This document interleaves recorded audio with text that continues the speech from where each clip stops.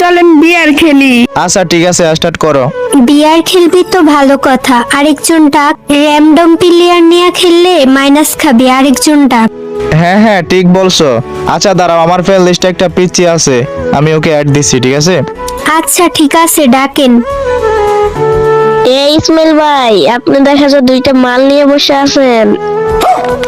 কি রে পিচ্ছি, তুই আমাদের মাল বললি কেন? পিচ্ছি, মাল আবার কি? তুই আমাদের মাল ডাকতেছিস কেন? মাল মানে হচ্ছে মধু মধু, রসমালাই, কিউট কিউট লাইকা। ধর ইসমাইল ভাই, এই পাকনা পিচ্ছিরা কইতে ধরে আনছেন, ওরে কিক মারেন তো, আরেকটা প্লেয়ার নিয়ে আসেন। এরে কারেন্ট কিক মারার কথা কস, চুপ থাক, এখনই কিন্তু দুইজনেরে খাইয়া দিমু। পিচ্ছি, তুই আমাদেরকে খাইয়া দিবি? তোর ওইটা কি কাটছে? হ্যাঁ হ্যাঁ কাটছে কাটছে, ওর কথা শুই না তো মনে হচ্ছে ওই জন্ম হওয়ার আগেই কাইটা আইছে। আরে না, ওর কাটবে কেমনে? ওই তো কথাই কইতে পারে না, হালা পিচ্ছি পাকনা পাকনা কথা কয়।